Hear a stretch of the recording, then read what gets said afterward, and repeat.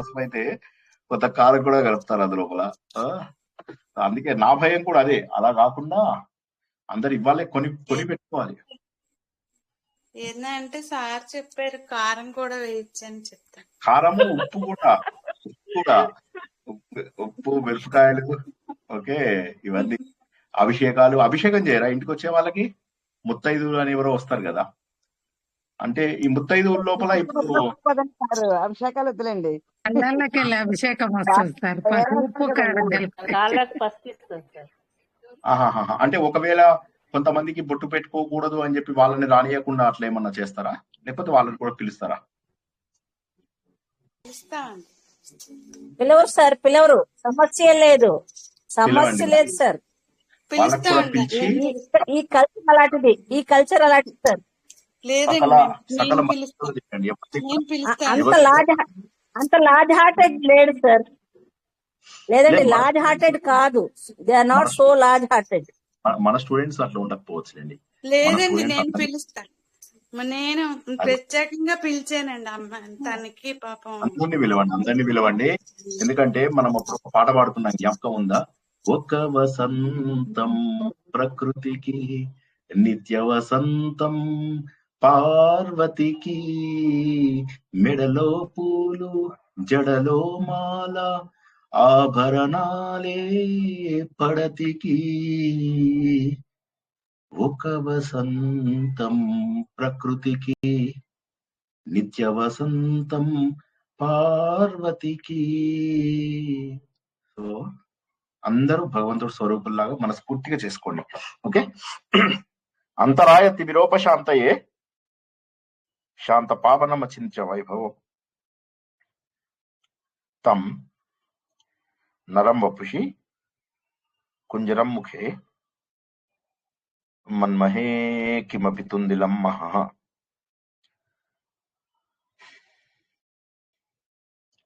వసుదేవసుతం దేవం కంసచాణూరమర్ధనం,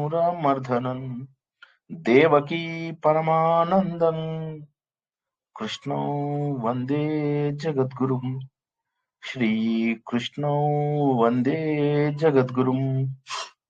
భగవద్బంధువులకు, ఆత్మస్వరూపులకు, సత్యాన్వేషులకు స్వాగతం, సుస్వాగతం. కొన్ని జన్మల కింద, కొన్ని కోట్ల జన్మల కింద కర్మకాండలు ప్రారంభమయ్యాయి. ఆ కర్మకాండలని మనస్ఫూర్తిగా చెయ్యాలి, ఫలితం ఆశించకుండా చెయ్యాలి అనే భావన ఉన్నవారు ఆరంభంలో ఉన్నటువంటి వారు ఉన్నారు. అంటే పని చేసి ఫలితం ఆశించకుండా, ఇది భగవంతుడు నాకు ఇచ్చిన బాధ్యత, ఈ పని నేను తప్పక చెయ్యాలి అని ఆ పని చేయడం కోసం అని చెప్పేసి వాళ్ళకు కావలసినటువంటి నియమాలు అన్ని కూడా కట్టుదిట్టంగా చేసేవారు. క్రమ పద్ధతిలో ఏమైందంటే నియమాలు మిగిలిపోయాయి, ఏదైతే భక్తి, ఏవైతే కారణాలు ఉన్నాయో అవి క్రమ పద్ధతిలో దూరం అయిపోయాయి. ఎవరి తప్పు? చదువుకున్న వారు తప్ప, చదువు లేని వారిది తప్ప. చదువు లేని వారు మూర్ఖత్వంతో ఒక రకంగా తప్పులు చేశారు అని చెప్పేసి అనుకుంటే, చదువున్న వారు అవతల వాళ్ళని మోసం చేయొచ్చు అని తెలిసిన వారు ఆ తెలివితేటలతో ఎంతో మందిని మోసం చేసి, ఏ విధంగానైతే ఏంటి, ఇద్దరు కలిసి ధర్మాన్ని, దేశాన్ని నాశనం చేశారు. ఎప్పుడైతే దేశం లోపల ధర్మం దెబ్బతింటుందో, ఆ దేశం యొక్క మనుగడ నాశనం అయిపోతుంది. ఎప్పుడైతే దేశం మిగలకుండా పోతుందో, అప్పుడు ఇంకా ఆచార వ్యవహారాలు చేయడానికి ఇంకేమీ మిగలదు. ఏవో ఆచార వ్యవహారాలు అనుకుంటున్నాం కదా, అవేమీ ఉండవు. ఇంకా ఈరోజు రమణి గారి ఇంటికి వెళ్ళాను అనమాట. గుండె తరుక్కుపోయింది. అంటే ఇది ఏంటి అంటే, ఇప్పుడు ఆవిడ కూడా మీ అందరితో పాటుగా ఆవిడ కూడా చేసుకోవాల్సిందే కదా ఈరోజు. సో అంటే మనకు తెలియదు రేపేం జరుగుతుంది అన్నటువంటిది మనకు తెలియదు. సో ఇది తెలియకుండా మనం ఏమిటంటే ఎన్ని పాపాలు చేసుకుంటున్నాము, మనకు తెలిసి తెలియని తప్పుల ద్వారా ఎన్ని పాపాలు చేసుకుంటున్నాము అనేది గుర్తుంచుకోండి. కర్మకాండలు మనకు ఇచ్చినటువంటి అదృష్టం. ఈ కర్మకాండల ద్వారా మన మనస్సుని శుద్ధిపరుచుకుని, ఇందాక అనుకున్నాం, పాదాలకి పసుపు రాయడం ద్వారా అందరిలో ఉన్న భగవంతుని గుర్తిస్తాము, మన లోపల ఇగోలను అణుచుకుంటాము. కొంతమందిని సెపరేట్ చెయ్యము, సువాసినులని, ముత్తైదువులని ఇలా సెపరేట్ చెయ్యము. అందరిలోనూ భగవంతుడు ఉన్నాడు. కాబట్టి ఆ భేద భావం ఏదైతే ఉందో దాన్ని ముందు మనలోంచి తొలగించకపోతే ఈ పూజా కార్యక్రమాలు చేసి లాభం లేదు. మానేయవచ్చు, పూర్తిగా మానేయవచ్చు. ఎప్పుడైతే వ్రతాలు, ఎప్పుడైతే నోములు, ఎప్పుడైతే ఆచార వ్యవహారాలు మనలో ఉన్నటువంటి రాక్షసులను మేల్కొల్పినట్లయితే అటువంటి ఆచారాలు, వ్యవహారాలు, నోములు, వ్రతాలు, పూజలు, అభిషేకాలు, ఉపవాసాలు, ఉపదేశాలు కూడా ఇవన్నీ కూడా మనకు వద్దు. మనలోని దైవత్వాన్ని తెలిపేటటువంటి ప్రతి వాక్యము మనకు కావాల్సిందే. మన లోపల దైవత్వాన్ని వెలికి తీయమని చెప్పేసి భగవంతుడు మనకు చెబుతున్నాడు. అర్జున, అందరిలో ఉన్నటువంటిది నేనే, మమై వాంశో జీవలోకే చెప్తున్నాడు ఆయన. అందరిలో నేనే ఉన్నాను, ఎప్పటి నుంచో ఉన్నాను. కానీ ఏమవుతుందంటే ఈ ప్రకృతి యొక్క ఆకర్షణ వల్ల నువ్వు నీ ఇంద్రియాలను పట్టుకుని ఈ దేహంలోకి వచ్చేస్తున్నావు. దేహం అంటే ఏమిటి మనం ఒకసారి ఆలోచిద్దాం. ఇప్పుడు నేను ఈ శరీరంతో ఉన్నాను. ఎందుకు ఈ శరీరంలో కష్టపడాలి? ఎప్పుడో చేసిన జన్మ అయిపోయింది, అప్పుడు చేసుకున్న పాపాలు. ఇప్పుడు ఏమీ తెలియకుండా ఎందుకు నేను కష్టపడాలి?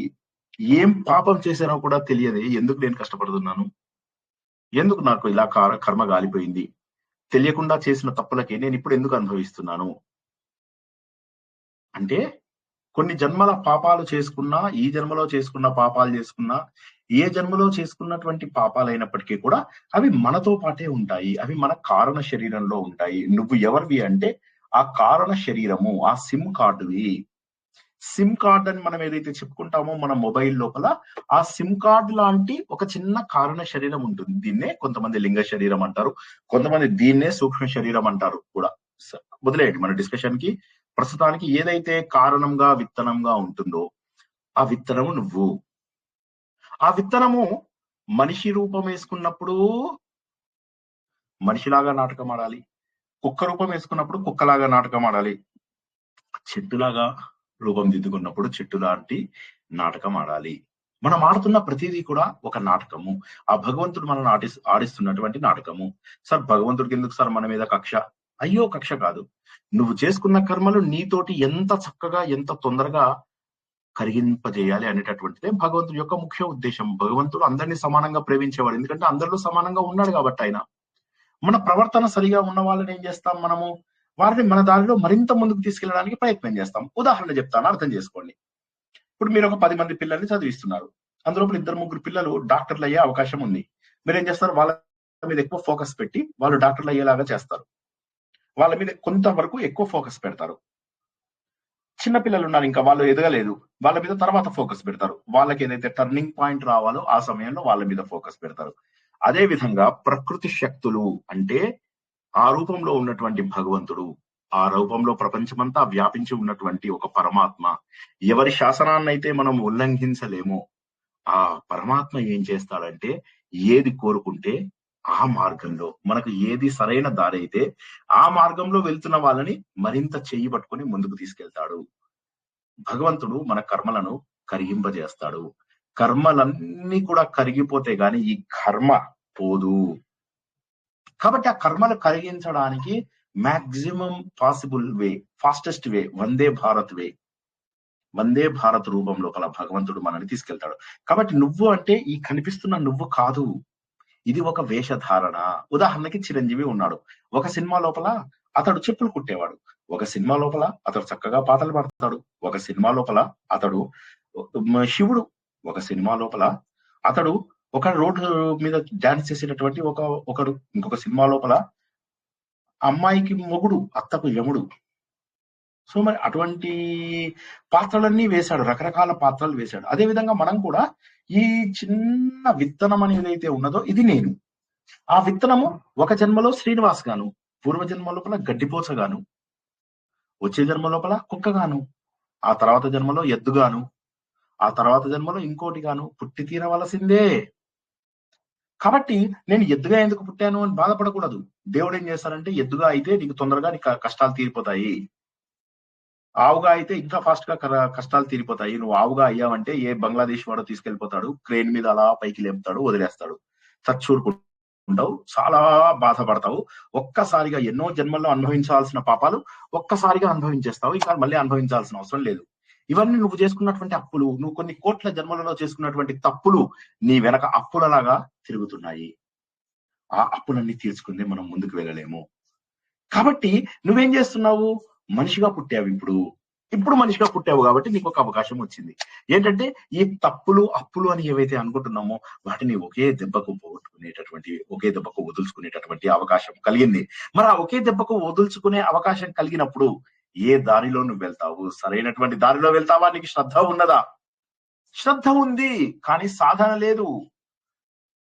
సరే, శ్రద్ధతో కొంత సాధన చేయి. కనీసం వచ్చే జన్మ మంచి జన్మ ఇవ్వడానికి ప్రయత్నం చేస్తాను. వచ్చే జన్మ అంటే వచ్చే వేషం అంతే.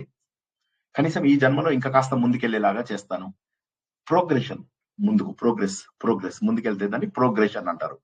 పరిణతి వస్తుంది మనకు ఒక్కొక్క జన్మలో కనీసం. కానీ అసలు ఇలాంటివి ఉంటాయి అని కూడా తెలియని వాళ్ళ సంగతి ఏంటి? ఎందుకంటే మనకి ఇవన్నీ ఎవరు చెప్పరు, ఏ ప్రవచనకర్త కూడా చెప్పరు. కష్టం వచ్చిందంటే అని ప్రారంధం అని వదిలేస్తారు. ప్రారంధం ఎందుకు వచ్చింది అనే దానికి ఎవరు జవాబు చెప్పరు. పోనీ అలా అని చెప్పి పోనీ తెలియని వాళ్ళ గురించి అసలు తెలియని వాళ్ళకి తెలియదు, తెలిసిన వాళ్ళు చెప్పరు. కొంతమంది తెలిసి తెలియనట్టుగా యాక్ట్ చేస్తూ ఉంటారు. ఈ విధంగా స్వార్థపు అవసరాల వల్ల మన ధర్మాన్ని నాశనం చేయడం జరిగింది. కానీ శ్రీకృష్ణ భగవానుడు ఏమంటున్నాడంటే, ఇవేవైతే ఉన్నాయో వాయువు ఒక చోటు నుంచి మరొక చోటికి ఏ విధంగానైతే గంధమును లేదా వాసనను తీసుకెళ్తుందో అర్జున, అదే విధంగా ఈ సూక్ష్మ రూపంలో ఉన్నటువంటి ఒక కారణ శరీరం, ఒక విత్తనమును నేను ఇక్కడి నుంచి ఇక్కడికి జంప్ చేపిస్తూ ఉన్నాను. ఉండి అక్కడతో వదిలేయడం లేదు నిన్ను. నీ శరీరంలో ప్రతి మార్పును నేనే చేస్తున్నాను. నీ శరీరంలో హార్మోన్స్, నువ్వు గాలి పీల్చుకుంటున్నావు అంతే, కానీ ఆ గాలి పీల్చుకోవడం వల్ల ఎన్ని పనులు జరుగుతున్నాయో తెలుసా నీ శరీరంలో? మనం ప్రవాహ ఉపనిషత్తు ఇంకా చెప్పుకోలేదు, అందులో కూడా చెప్పుకుంటే తెలుస్తుంది ఎన్ని రకాల పనులు జరుగుతున్నాయి లోపల. నువ్వు తింటున్నటువంటి ప్రతి వస్తువు కూడా ఏ విధంగా మారుతోంది, ఏ విధంగా మనకు శక్తిని కలిగిస్తోంది, ఏ విధంగా మనము గత వారము అంతకు ముందు వారమో తెలుసుకున్నాము. ఒక కొండ చిలువ ఒక మనిషిని తింటుంది, ఒక పశువును కూడా తింటుంది. తిన్నప్పుడు దాని పైన ఉన్నటువంటి వెంట్రుకలు, దాని చర్మము, దాని ఎముకలు, ఇవన్నీ కూడా లోపల తీసుకుని అరిగించుకోగలుగుతుంది. 4 రకాల వస్తువులు ఏవైతే ఉంటాయో, కొరికి తినేవి, నమిలేవి, చప్పరించేవి, నాకేవి, తాగేవి, ఇవన్నీ ఏవైతే ఉన్నాయో ఇటువంటి వాటన్నింటినీ కూడా భగవంతుడు అరిగింపజేసేలాగా చేస్తున్నాడు. అందుకోసమే ఈ మంత్రాన్ని మనం స్పెసిఫిక్ గా ఏం చేస్తాం? అన్నం తినేటప్పుడు చదువుతాం. ఏ మంత్రాన్నండి?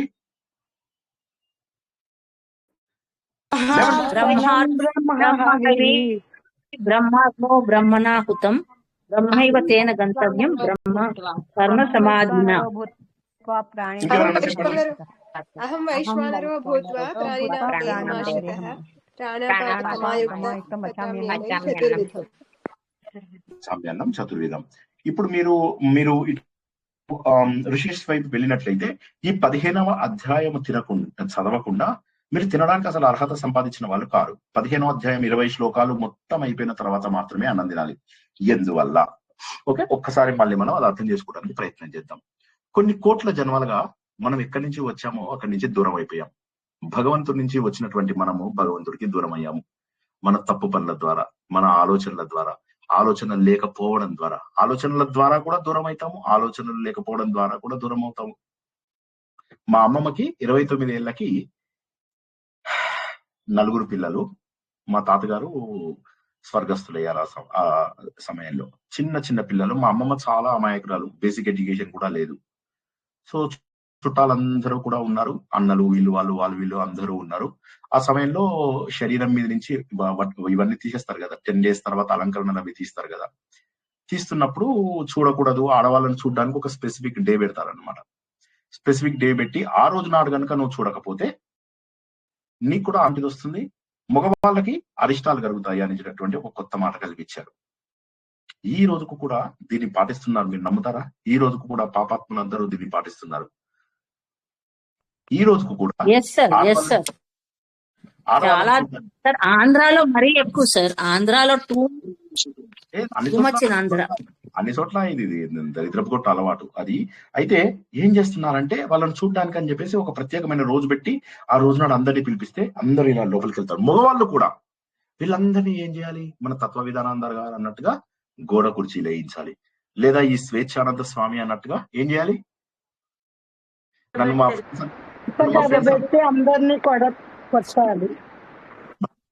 నన్ను మా ఫ్రెండ్స్ అంతా కూడా నార్త్ ఇండియాలో లేదు సార్. ఉంది నార్త్ ఇండియాలో సార్ ఇన్ చాలా north India this is not prevalent sir. Sir పేరు చాలా బాగుంది సార్ సార్. ఇంత పేరు లేదు చాలా సార్. ఆంధ్రాలో లేదు సార్. ఆంధ్రాలో లేదు, నార్త్ లో సార్. అంటే నార్త్ అంటే టిపికల్ విలేజెస్ ఉంటారు, అక్కడ ఉంది కొంచెం. అదే ఎక్కడ ఉన్నా ఆంధ్రాలో కూడా అయితే even in cities they are so backward sir, sir ఇవన్నీ చాలా బ్యాక్వర్డ్. ఇవన్నీ ఏమండి, అవి కూడా ఎవరైనా సిటీ మానేసామండి పీపుల్ మేము కూడా. కూడాను. హలో, ఈ ధర్మసింధువు లాంటి చెప్పండి. బుక్స్ లో ఆ ఉన్న పద్ధతులన్నీ విషయాలు మానేసామండి ఇవేమన్నా మేము కూడా. గోవిందులూరు గారు, తర్వాత లక్ష్మీ అరుమిల్లి గారు, ఒకరి తర్వాత ఒకరు సార్ మాట్లాడండి. ఇవన్నీ ఎక్కడైనా ధర్మసింధు లాంటి బుక్స్ లో గానీ అట్లా ఆచార్యహారాలు ఎవరైనా చేసినవి ఫాలో అవుతున్నారా, వీళ్ళే సొంతంగా పెట్టుకున్నారా ఇవి? ఇదేమైపోయిందంటే మనకు స్మృతులు అని వచ్చాయి. ఈ స్మృతులు ఏమైపోయిందంటే ఇప్పుడు ఈ రోజు మనం పాటించాల్సినటువంటి స్మృతులు ఏంటి, తర్వాత ఒకప్పుడు మనం పాటిస్తున్న స్మృతి ఏంటి. ఇప్పుడు మనము మనుస్మృతి ఇండియాలో పాటిస్తున్నాం. అయితే అన్ని చోట్ల మనుస్మృతినే పాటిస్తున్నాం. ఆ స్మృతి అంటే ఆచార వ్యవహారాలను స్మృతులు అంటారు. తర్వాత ఒక్కొక్క ప్రాంతంలో ఒక్కొక్క రకంగా ఉండాలి ఇవి. అయితే దురదృష్టం ఏంటంటే ఒకరిని చూసి ఒకరు చేస్తున్నారు. దీనికి పద్ధతి అది ఏమీ పాడులేదు. ఒకరిని చూసి ఒకరు చేస్తున్నారు. ఇవన్నీ వేదాలలో ఉన్నాయా? వేదాలలో లేవు. సతీ సహగమనం వేదంలో ఉందా? లేదు. మధ్యలో ఎవడో పాపాత్ముడు వాడు అమ్మాయిని పెళ్లి చేసుకుందాం అనుకుంటాడు, దాని భర్తను చంపేస్తాడు. చంపేసిన తర్వాత ఆమె పెళ్లికి ఒప్పుకోకపోతే నాకు దొరకని అందం ఎందుకు ఈమె బతకాలి అని చెప్పి సతీ సహగమనం చేయాలని చెప్పి ఆమెను నిప్పుల్లోకి తోసేశారు. తుర్కాలకు మనకు పెద్ద తేడా ఏం లేదు తెలుసా. తుర్కాళ్ళు అందరూ రాక్షసులు ఉంటారు, మన దగ్గర కొంతమంది రాక్షసులు ఉన్నారు, అంతే. అదే తేడా, ఏమీ లేదు తేడా. తుర్కాలలో ఇంతే. వాళ్ళు మాకు నచ్చకపోతే, ఇది మా పదార్థం కాకపోతే కాల్చి పడేయాలంతే. అలావుద్దీన్ ఖిల్జీ ఏం చేసేవాడు తెలుసా, అన్ని చోట్లకు వెళ్ళి ఈ వస్తువు పనికి వస్తే పట్టుకెళ్ళిపోదాం, ఈ వస్తువు కనుక పనికి రాకపోతే తగలబెట్టిద్దాం. అలా మనకు ఉన్నటువంటి ఎన్నో పుస్తకాలను తగలబెట్టేశాడు. తగలబెట్టేయడం వల్ల ఏమైపోయిందంటే ఎక్కడి నుంచి వచ్చాయి ఆచార వ్యవహారాలు, ఏమయ్యాయి, ఇవన్నీ కూడా తెలియదు. మరి ఇవన్నిటికీ ప్రామాణికం ఏంటి? వేదాలలో ఉందా లేదా అంతే. కొన్ని పురాణాలలో ఏమన్నా ఉందా లేదా చూడడం తప్పితే మనకి ఇంకా వేరే ఇది లేదు. ఇది కరెక్ట్ అని చెప్పి చెప్పడానికి కూడా నేను ఇంత 18 ఏళ్ళుగా చూస్తున్నా కదా, నాకు ఎక్కడా కూడా ఇటువంటివి దొరకలేదు. అర్హత లేనటువంటి విన్నాను సార్ ఇది మనుస్మృతిలో ఉండొచ్చని. మనుస్మృతి అసలు కరెక్టో కాదో కూడా ఎవరు చెప్పలేడు. నిజంగా మనువు రాసినదా కాదా కూడా ఎవరు చెప్పలేరు ఈ రోజుకు కూడా. గమ్మత్ ఏంటంటే అలా చూసుకున్నా కూడా ఇప్పుడు మనకు నడవాల్సినటువంటిది పరాశర స్మృతి లేదా యాజ్ఞవల్క స్మృతి, గౌతమ స్మృతి, ఇవి నడవాలి. ఆ రకంగా చూసుకున్నా కూడా ఇవాళ మనుస్మృతి నడవాల్సినటువంటి అవసరం లేదు. అండ్ మనుస్మృతి అసలు అది రిటర్న్ బుక్ కరెక్ట్ గా అవైలబుల్ లేదు. దాన్ని ఎవరికి తోచినట్టుగా వాడు రాశాడు అని ఎన్నో రకాల అబద్ధాలు కూడా దాని మీద ఉన్నాయి. కాబట్టి కరెక్ట్ గా చెప్పడము ఎవరి వల్ల కాదు. అక్కడ ఉందిటా అని చెప్పి చెప్పడానికి అందరూ వస్తారు. ఇప్పుడు తుర్కాలలో ఏం చేస్తారు తెలుసా, వాళ్ళు ఫలానా బుక్ లో ఇలా ఉందిటా అంటారు. ఇప్పుడు మీరేమనుకుంటారు, ఈ తుర్కాలందరూ వాళ్ళ పుస్తకాలన్నీ చదివారా? వాళ్ళకు కూడా బోల్డ్ పుస్తకాలు ఉన్నాయి. ఆ పుస్తకాలన్నీ చదివారా? చదవరు. ఎవడో చెప్తాడు, మిగతా వాళ్ళందరూ అలా అమాయకంగా ఉంటారు.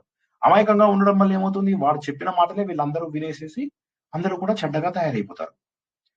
తుర్కాలకి మనకి ఏం తేడా ఉంది ఒక్కసారి ఆలోచించండి. మహోన్నతమైనటువంటి ధర్మంలో పుట్టిన మనము తుర్కాలలాగా చేస్తున్నామా? రాక్షసులతో సమానంగా ఉంటున్నామా మనం కూడా? ఒక్కసారి ఆలోచించండి. మనం కూడా అలాగే చేస్తున్నాం. ఎందుకు చేస్తున్నారు? ఈ శ్రావణ శుక్రవారాలు ఎందుకు చేస్తున్నారు? ఆడవాళ్ళని అలా సెపరేట్ చేసేటటువంటి శ్రావణ శుక్రవారాలు ఎందుకు చేస్తున్నారు? పాపం రాదా మీకు? ఈ పాపం జన్మ జన్మలకి అంటుకోదా? మీ మొత్తం తరాలు నాశనం కావా? ఒక్కసారి ఆలోచించండి. మీరు చేస్తున్న ఒక చిన్న తప్పుకి ఎందుకు ఇలాంటివి చేశారా దేవుడా అని ఏడ్చే రోజులు రావంటారా? ఒక్కసారి ఆలోచించండి. మనము ఇందాక చెప్పుకున్నట్టుగా అన్ని వసంతాలు కూడా ఆడవాళ్ళవే. ప్రకృతి శక్తులన్నీ కూడా ఆడవాళ్ళవి. ఎందుకు ఆడవాళ్ళని మగవాళ్ళని దేవుడు సెపరేట్ గా ఎందుకు తయారు చేశాడు? ఎందుకు మగవాడు సౌష్ఠవంగాను ఆడవాళ్ళు సుందరంగాను ఉంటారు? ఒక కారణం లేనిదే భగవంతుడు ఇలా చేశాడని అనుకోవద్దు. భగవంతుడి సృష్టిలో తప్పు లేదు.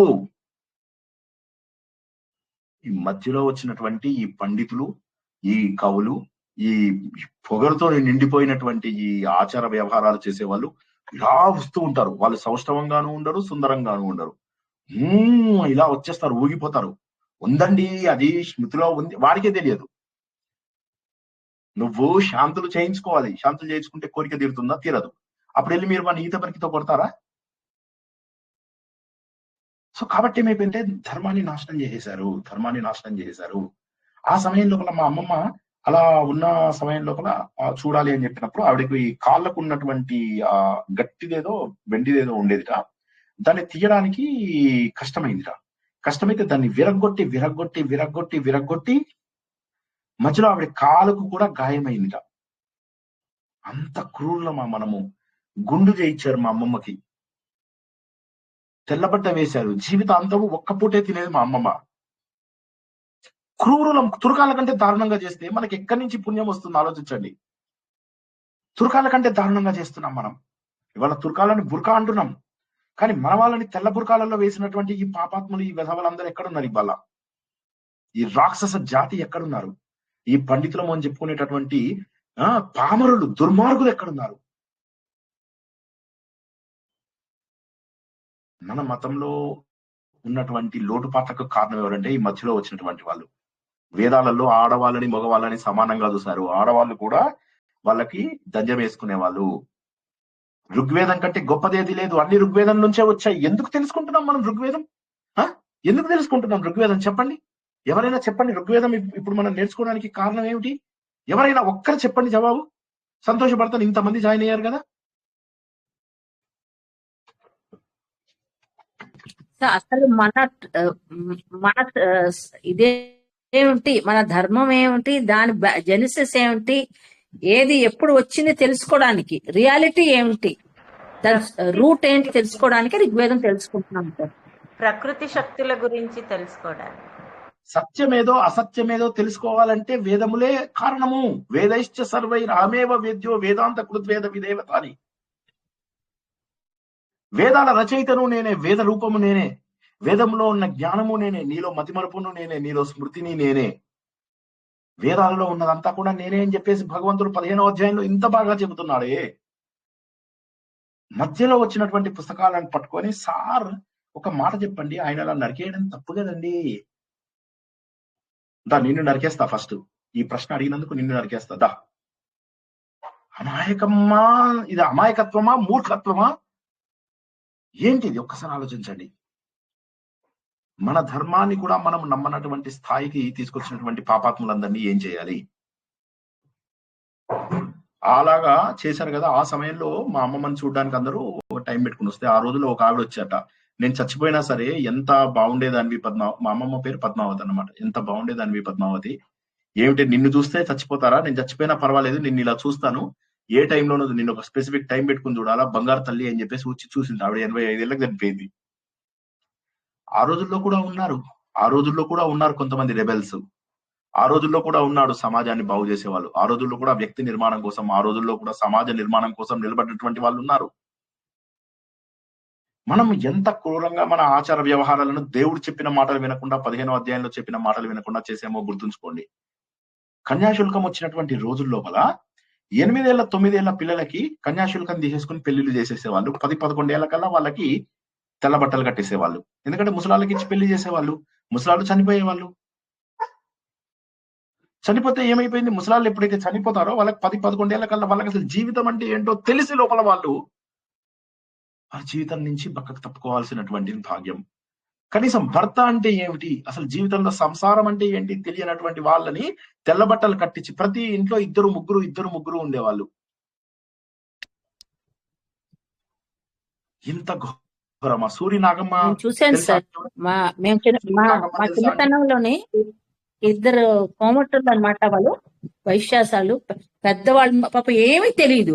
మేము చిన్న పిల్లవాళ్ళు మమ్మల్ని చూసి all days to time pass like that చక్క తెలుగు నేర్పించి, పద్యాలు నేర్పించి అలాగా లైఫ్ అంతా అలాగే గడిపారు సార్ వాళ్ళు. పాపం ఇప్పుడు మీరు చెప్పిందే జరిగింది. ఇద్దరు సిస్టర్స్, వాళ్ళిద్దరు బతికేవారు అంతే. That's all. ఏదో కొంచెం బంగారం అది ఉండేది, దాంతోని ఇలాగా ఏదో ఇంట్రెస్ట్ కి తిప్పుకొని దినచర్య తీసుకునేవాళ్ళు అనమాట అంతే. చాలా బాధాకరంగా ఉంటుంది అది మీరు చెప్పింది. తెలుసా అండి ఎవరికైనా? మహర్షి భక్తురాలు. ఇంకెవరికైనా తెలుసా? ఆమె కూడా ఇలానే భర్త చనిపోతే తిండి పెట్టకుండా అంటే అప్పుడు రమణ మహర్షి వచ్చి సూరి నాగమ్మ గారు అని చెప్పేసి ఆవిడకి 10-11 ఏళ్ళకి భర్త చనిపోయాడు. చనిపోతే తెల్లబట్టలు వేసేసి కూర్చోబెట్టేశారు. ఇంట్లోపల ఎవరు చేస్తారు? ఆమె జీవితం ఎలా వెళ్తుంది? అప్పుడు వాళ్ళ అన్నగారు చాలా మంచివారు అనమాట. ఆయన మెల్లమెల్లగా రమణాశ్రమంలో జాయిన్ చేయడము, పాపం అక్కడే ఆవిడ రమణ మహర్షి గారితో ఉండడము. ఆ తర్వాత అన్నకు తను రాసినటువంటి లెటర్స్ అన్ని రమణాశ్రమ లేఖలు అని చెప్పేసి ప్రతి ఒక్కరు తప్పకుండా కొనుక్కోండి ఆ పుస్తకం. నాకు తెలుసు, నేను కొనుక్కోమని చెప్తూ ఉంటాను. నాకు ఎప్పుడూ కూడా ₹1 అడగను. నేను మిమ్మల్ని అనేది ఏంది, ఒక మంచి పుస్తకం కొనుక్కోమంటున్నా. కొన్ని డబ్బులు లేని వాళ్ళు చెప్పండి, నేను అందరికీ డబ్బు పంపిస్తా. మీ అందరికి కొనియమంటే నేను కొనిస్తాను కావాలంటే ఆ పుస్తకాలు. మంచి పుస్తకాలు కొనుక్కొని చదవండి. లేదు సార్ మేము పసుపులు చల్లుతాం, కుంకుమలు చల్లుతాం, ఉప్పులు చల్లుతాం, కారాలు చల్లుతాం, చావండి, ఏం చేస్తాం? అది ఉంటే ఎప్పటికీ బాగుపడరు. గుర్తుంచుకోండి సార్. ఆన్లైన్ లో కూడా దొరుకుతాయి సార్. ఆన్లైన్ సూర్యనాగమ్మ లేఖలు అనుకుంటే ఆన్లైన్ లో కూడా ఉన్నాయి సార్. సో అంటే మహోన్నతమైనటువంటి వాటిని చదివితే మీకు అసలు జ్ఞానం తెలియాలంటే ముందు ప్రపంచాన్ని చూడాలి కదా.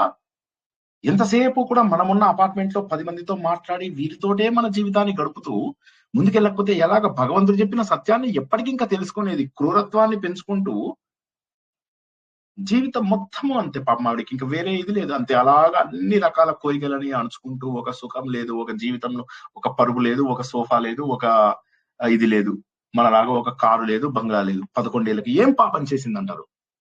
ఎవరి వల్ల? సో కన్యాశుల్కం వచ్చినా ఆడవాళ్ళకే, వరకట్నం వచ్చినా ఆడవాళ్ళని. ఎవరు? తల్లిదండ్రులు, సొంత తల్లిదండ్రులే నాశనం చేశారు. తల్లిదండ్రులు ఒక 2 జనరేషన్స్ కింద తీసుకుంటే మగపిల్లల్ని ఒక రకంగా చదివించేవాళ్ళు, ఆడపిల్లల్ని ఒక రకంగా చదివించేవాళ్ళు. ఎందుకు?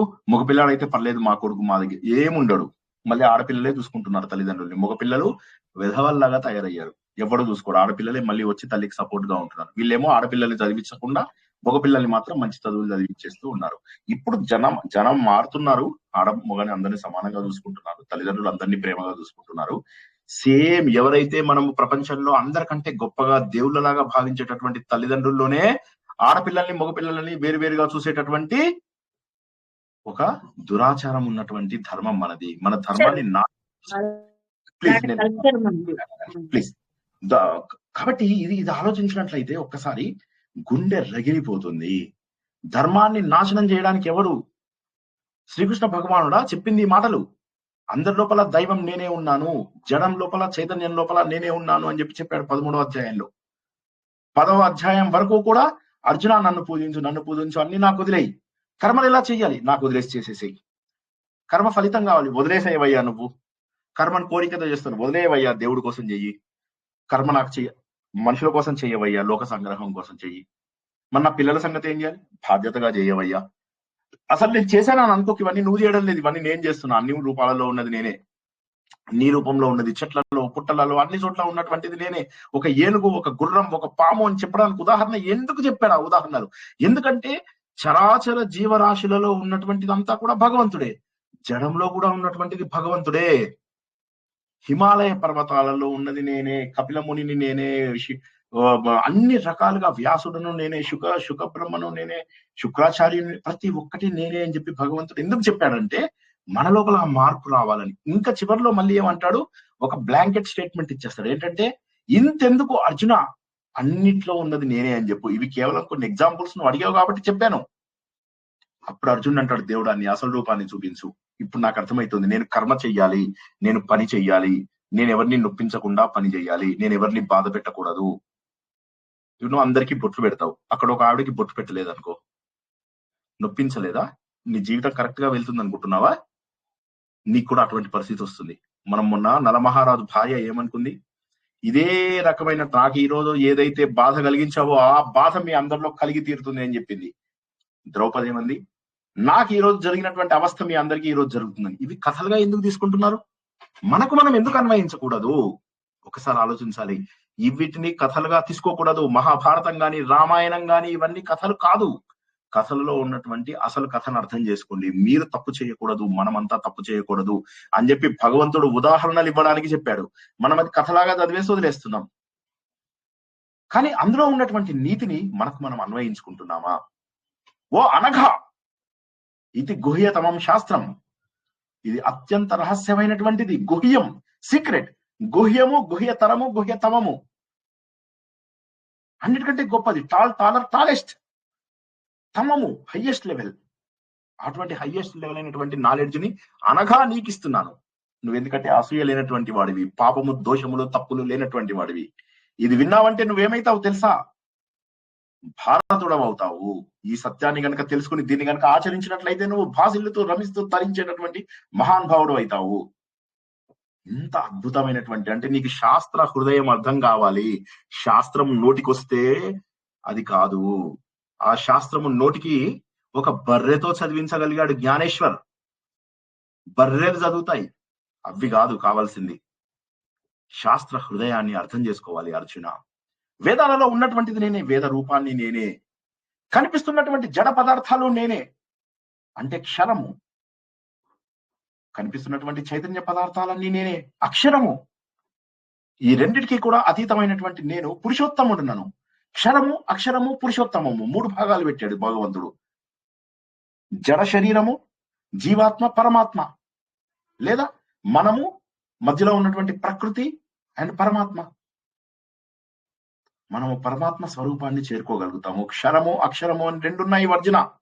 క్షరము అంటే నాశనం అయిపోయేటటువంటివి, అక్షరము అంటే ఎప్పటికీ నాశనం కానటువంటిది. నీలో ఉన్న జీవాత్మ, నీలో ఉన్న నా ఆత్మ, ఈ రెండిటికి అతీతంగా నేనున్నాను పురుషోత్తముడుగా. నువ్వు నా లోపల కలిసిపోయే సమయం ఆసన్నమైంది. నువ్వు ఎప్పటికైతే తెలుసుకుంటావో నీలో ఉన్న ఆత్మని, అప్పుడు ఆ జీవాత్మ పరమాత్మగా మారిపోతుంది. అప్పుడే నువ్వు జీవుడు దేవుడుగా, నరుడు నారాయణుడుగా, మానవుడు మాధవుడుగా, పురుషుడు పురుషోత్తముడుగా మారేటటువంటి అవకాశం ఉంది.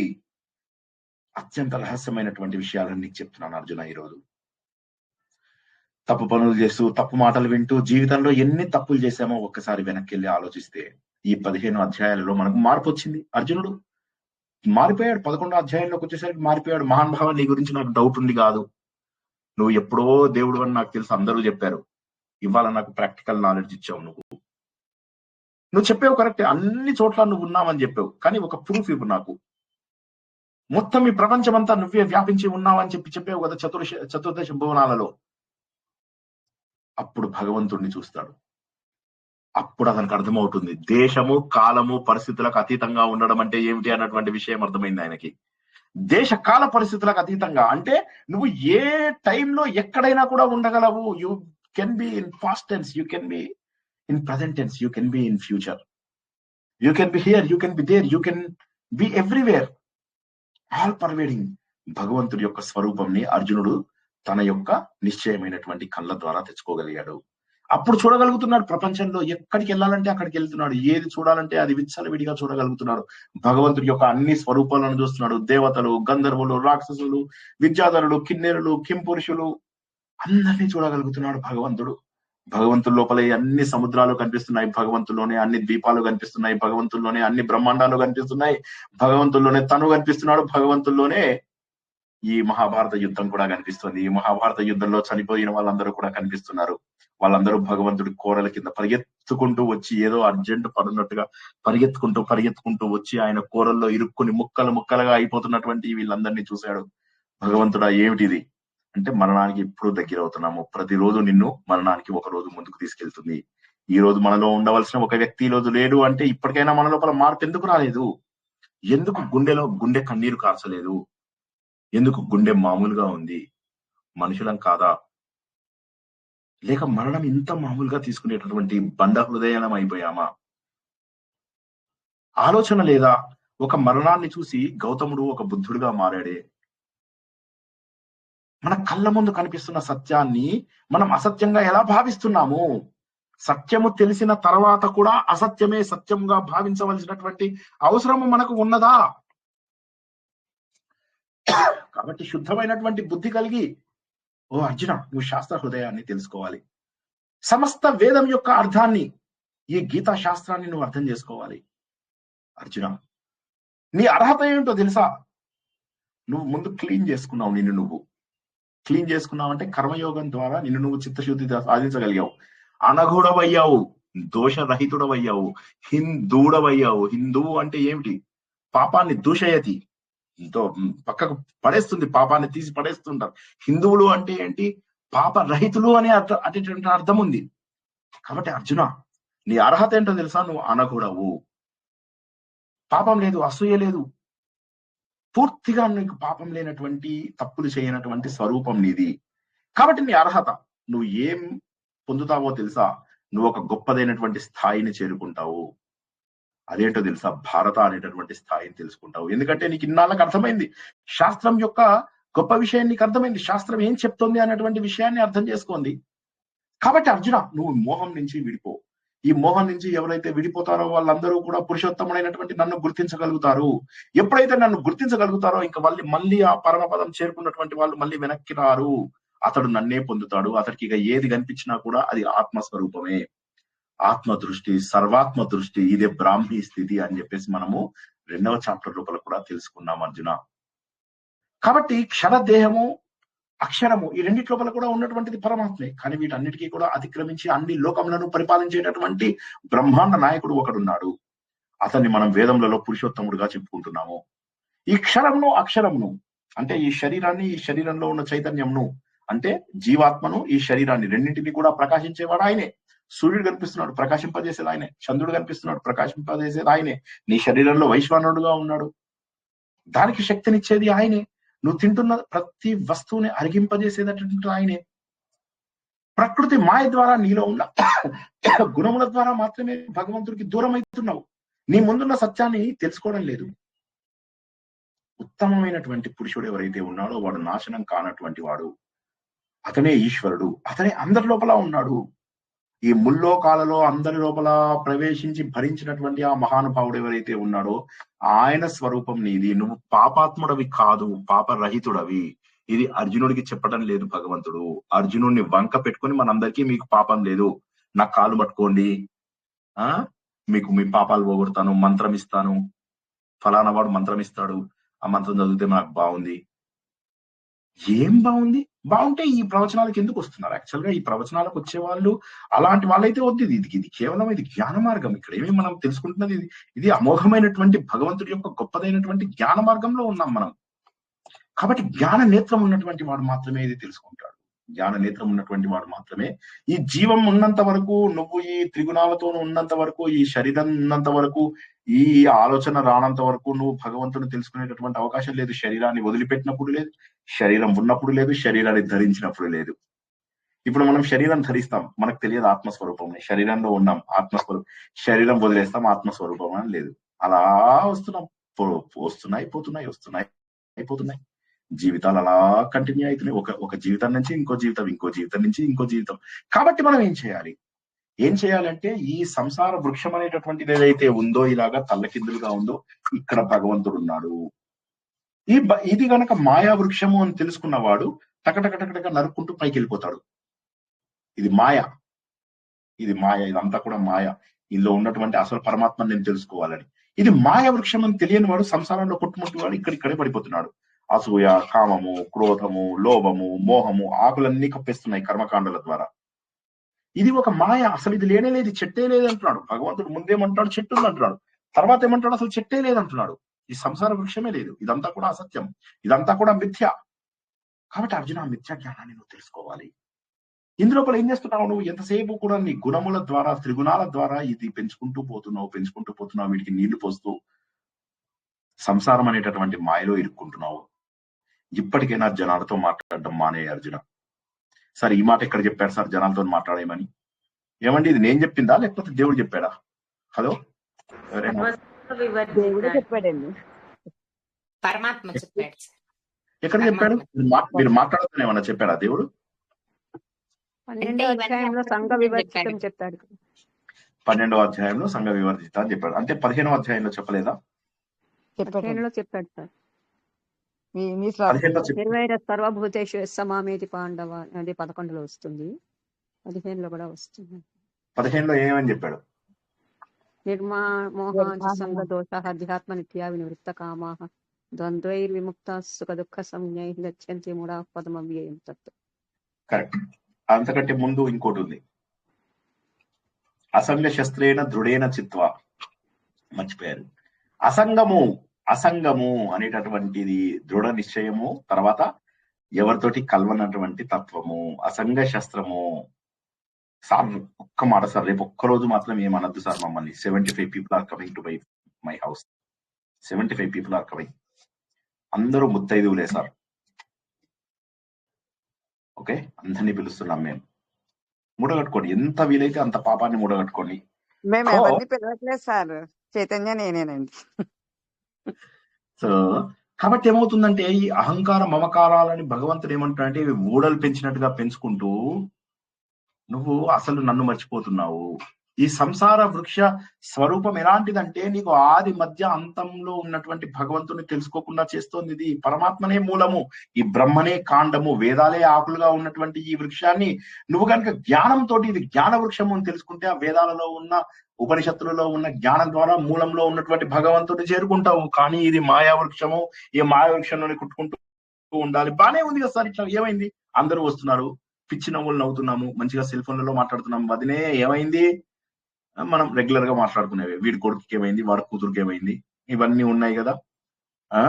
సో ఇవన్నీ చేసుకుంటూ చేసుకుంటూ చేసుకుంటూ వాడు చక్రం అని ఒక సినిమా లోపల వాడు చెప్తాడనమాట, మీరందరూ మాట్లాడుకున్నట్టే వేరే వాళ్ళు మీ గురించి మాట్లాడుకోరా.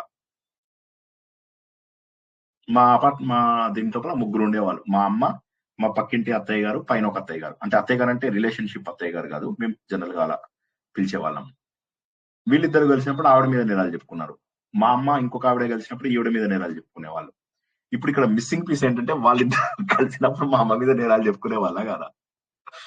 సో మనం అలా అనుకోము. ఎంతసేపు ఏమనుకుంటామంటే మన నేరాలు చెప్తున్నప్పుడు మన గురించి ఎవరు చెప్పరు, మనం మంచి వాళ్ళము అని చెప్పేసి అనుకుంటాం. వీటి వల్ల తర్వాత తర్వాత తర్వాత తర్వాత కొన్ని పాపాలు ఈ జన్మలోనే అనుభవిస్తాం. బాగా పెద్ద పెద్ద పాపాలు, తర్వాత అవకాశం ఉన్నటువంటి అనుభవించడానికి వీలైనటువంటి ప్రతి పాపము ఈ జన్మలోనే అనుభవిస్తాం. మిగతావి ఇంట్రెస్ట్ వడ్డీతో సహా కొత్త జన్మలకి వెళ్తాయి, ఎక్కడికి పోతుంది. ఎందుకంటే ఏది చేసినా కూడా ప్రపంచం మొత్తాన్ని సాక్షిభూతంగా చూస్తూ మనందరి హృదయాలలో ఉన్నటువంటి భగవంతుడు ఎక్కడికి వెళ్ళడు. భగవంతుడు మనల్ని దైవ స్వరూపంగా మార్చాలి అని చెప్పేసి ప్రయత్నం చేస్తున్నాడు. కానీ ఈ అధ్యాయం ద్వారా మనం ఏం తెలుసుకుంటున్నాం? 11వ అధ్యాయంలో భగవంతుడి యొక్క విశ్వరూపాన్ని చూసాం.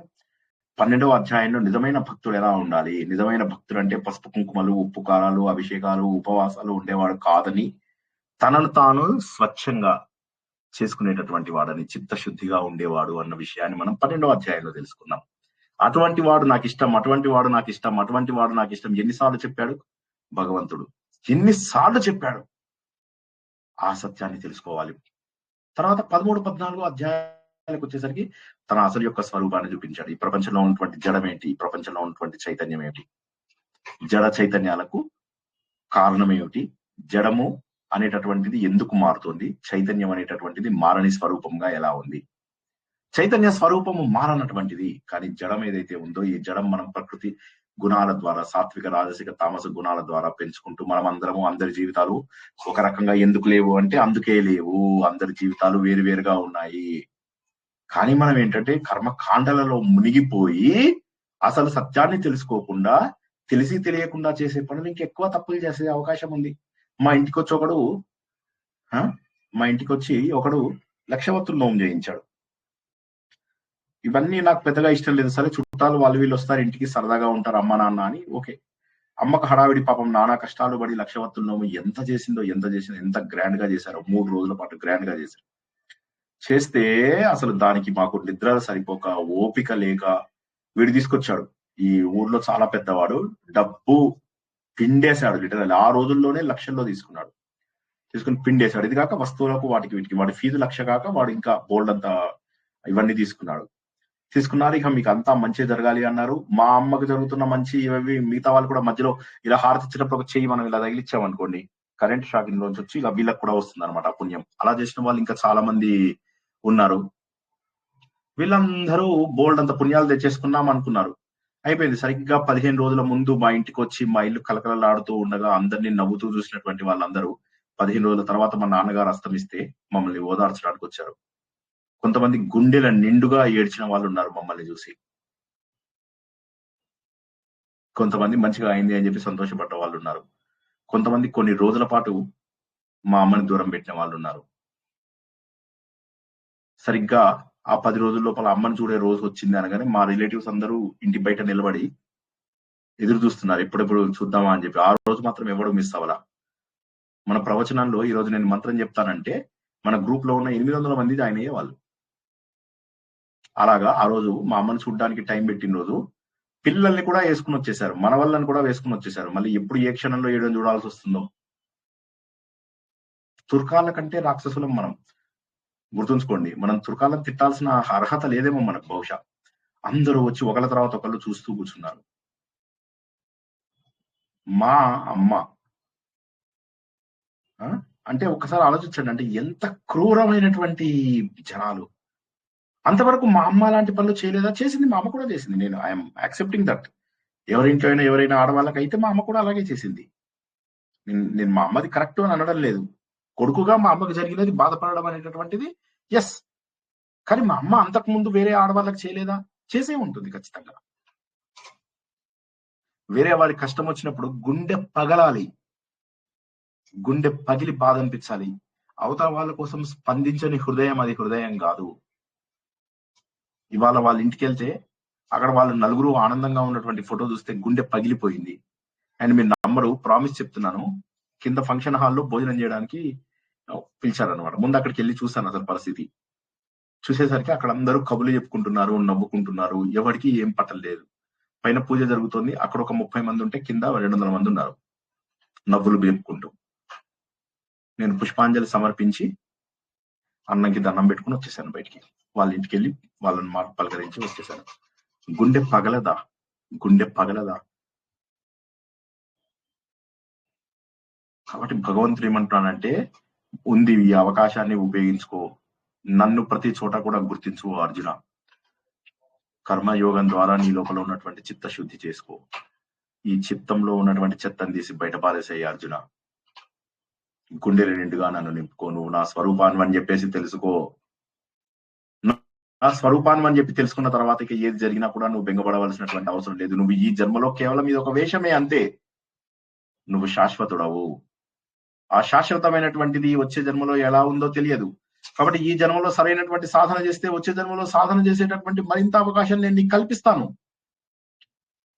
కాబట్టి అర్జున, నీకు అవకాశం ఉంది. లేదు, ఈ జన్మలో నేను సరైన సాధన చేసి నిన్ను నువ్వు చిత్తశుద్ధి చేసుకుని పిచ్చి కర్మకాండలకు దూరంగా ఉన్నావు అనుకో, ఈ జన్మలోనే నువ్వు కనుక సాధన చేసుకుని ఈ జన్మలోనే నువ్వు మంచివాడిగా మారిపోతే, ఈ జన్మలోనే నీ పాపములన్నీ కూడా దహనం చేసేయచ్చు. జ్ఞానాగ్ని దగ్ధ కర్మానం, అన్ని పాపలను దగ్ధం చేసుకోవు అర్జున. చేసేసుకుని మానవుడు మాధవుడుగా, పురుషుడు పురుషోత్తముడుగా, జీవుడు దేవుడుగా, నరుడు నారాయణుడుగా మారేటటువంటి అవకాశం ఉన్నటువంటిది.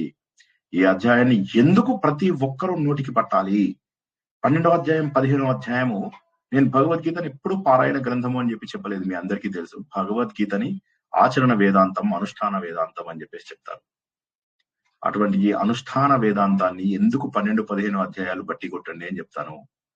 ఎందుకంటే ఈ 2 అధ్యాయాలు చిన్నవి, కానీ జ్ఞానము అమోఘము. బీజాక్షరాలతో సమానమైనటువంటి ఈ 2 అధ్యాయాలని ప్రతిరోజు చదవండి. చదివినప్పుడల్లా కళ్ళలోంచి నీళ్లు రావాలి, గుండె నిండాలి. అయ్యో, ఏం చేస్తున్నాను నేను, ఎంత సమయాన్ని వృధా చేస్తున్నాను, నా జీవితాన్ని నాశనం చేసుకుంటున్నాను. ఋషికేశ్ లో అటువంటి అద్వైత ఆశ్రమాలలో ఈ 15వ అధ్యాయం ఎందుకు చదివిస్తారు? బాబు, నువ్వు అన్నం తినేటప్పుడు గుర్తుంచుకో, ఈ అన్నం నీకు ఇస్తున్నది, ఈ అన్నాన్ని నీకు అరిగిస్తున్నది, నిన్ను పెంచి పోషిస్తున్నది భగవంతుడే. ఈ అధ్యాయాన్ని చదవడం ద్వారా నీ లోపల జ్ఞానము రావాలి. నీవు తీసుకుంటున్నటువంటి ఆహారము చెడు ఆలోచనలకు వెళ్ళకూడదు. ప్రతి వస్తువు కూడా నీ శరీరంలో ఒక భాగంగా మారుతుంది. నువ్వు తీసుకున్నటువంటి ప్రతి వస్తువు కూడా నీ శరీరంలో ఒక వస్తువుగా మారుతుంది. రక్తంగా మారుతుంది, ఎముకగా మారుతుంది, మాంసంగా మారుతుంది, కొవ్వుగా మారుతుంది, గ్లూకోజ్ గా మారుతుంది, ఆక్సిజన్ గా ప్రతి ఒక్కటి కూడా ఆక్సిజన్ నిన్ను బ్రేక్ చేయడం వల్ల ఆ ఆహారం అంతా కూడా శరీరంలోని అన్ని భాగాలకు అందిస్తూ ఉంటుంది. ఇది చేయగలిగినటువంటి ఒకే ఒక శక్తి ఏదైతే ఉందో, ఆ శక్తి యొక్క మూలం నువ్వే, ఆ శక్తి యొక్క రూపం నువ్వే, ఆ శక్తివి నువ్వే. క్షరమైనటువంటి ఈ శరీరాన్ని, ఆ చైతన్యం లేకపోతే ఏమైపోతుంది? పడిపోతుంది అంతే శరీరం. ఆ సమయంలో నువ్వు ఆర్టిఫిషియల్ గా బ్లడ్ ఎక్కించి చూస్తే వెళ్తుందా? అది వెళ్ళదు. ఎప్పటి వరకు అయితే చైతన్యం ఉంటుందో అప్పటి వరకే శరీరంలో ఉన్నటువంటి ప్రతి అవయవము, ప్రతి ఇంద్రియము పనిచేస్తుంది. అటువంటివన్నీ కూడా భగవంతుడి యొక్క శక్తి వల్ల వస్తున్నప్పుడు భగవంతుని గుర్తించకుండా ఉండడానికి మాయరోగమా? ఆ భగవంతుని గుర్తిస్తూ ప్రతి ఒక్కరూ కూడా భగవంతుడి యొక్క దర్శనాన్ని చేసుకోగలుగుతారు, భగవంతుడి యొక్క అనుభవాన్ని చేసుకోగలుగుతారని ఆశిస్తూ, అందరి లోపల అర్జునుడు లాగానే అనఘుడు, భారతుడు అనేటటువంటి 2 ఏవైతే ఉన్నాయో చివరి శ్లోకంలో, ఆ 2 లక్షణాలు కూడా అందరూ సాధిస్తారని, అందరి లోపల సరైనటువంటి పరిణతి వస్తుందని, ఆ పరిణతి రావడానికి భగవంతుడే అందరికీ కూడా సహాయం చేస్తాడని, భగవంతుడు చేయి పట్టుకుంటే 4 అడుగులు మనం వేస్తే 40 అడుగులు భగవంతుడే వేసి తీసుకెళ్తాడని, మనం ఇంకా కష్టపడక్కర్లేదని ఎన్నోసార్లు తెలుసుకున్నాము. అటువంటి జ్ఞానం అందరి లోపల రావాలని ఆశిస్తూ, ఆత్మసుఖము వీడిని ఆట కొరకు పాత్ర పోషణ చేసి సూత్రధారి విశ్రమించదని పాదం ఆశ్రయించి పరమ కరుణాంతరంగా శ్రీ పాండురంగా. జై శ్రీకృష్ణ. ఏమైనా ప్రశ్నలు ఉంటే అడగండి. అద్భుతమైనటువంటి అధ్యాయాన్ని పూర్తి చేసుకున్నాము. మెల్లగా నిద్ర లేచి అందరూ ఒకసారి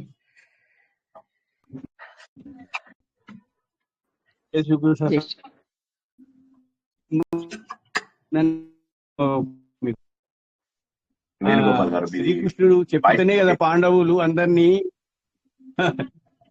అదే సార్, శ్రీకృష్ణ వాడు చెప్తేనే కదా పాండవులు అందరినీ యుద్ధంలో చంపినది. వాళ్ళ కర్మఫలము, వాళ్ళ ఉప పాండవులను చంపడము, ఆయన చేసిన కర్మకు వాళ్ళ బాధ్యుల. భగవంతుడు చెప్పేందుకే కదా వాళ్ళు చేసినది. మళ్ళీ ఆయన చేసిన తప్పుకు వీళ్ళు అనుభవించాలి ఎందుకు? భగవంతుడు చేసినాడంటే ఏంది అర్థం? వాళ్ళు చెప్పండి యుద్ధం చేయలే కదా అర్జునుడు గాని భీముడు గాని. మళ్ళీ ఉప పాండవులు శిక్ష ఎందుకు అనిపించారు? చావు ఎవరి జీవితం వాళ్ళు వాళ్ళ కర్మలు అందడానికి భగవంతుడు చేసేటటువంటిది. నిన్ననే మీకు జవాబు చెప్పాను, ఆ విధంగా ఉంది. నిన్ననే చెప్పాను. ప్రారంధము, కారణం 2 రకాలు ఉంటాయి. ప్రారంధము మన అందరి జన్మలు ప్రారంధము. మహాభారత యుద్ధం ఒక కారణం కోసం జరిగింది, భూమి పైన భారం తగ్గించడానికి జరిగింది అని చెప్పి అనుకున్నాం. కాబట్టి ఇంకా నేను ఏమంటానంటే, ఇది తప్పు ఒప్పు, దేవుడిది తప్ప నాది తప్ప అనకండి. దేవుడు మనలో ఉన్నటువంటి వాడు. దేవుని ఇటువంటి మనం మాట్లాడాలి. సో దేవుడు ఈ అధ్యాయంలో తెలుసుకోవాల్సింది ఏంటంటే, మన లోపల దేవుడు ఉన్నాడని తెలుసుకోవాలి.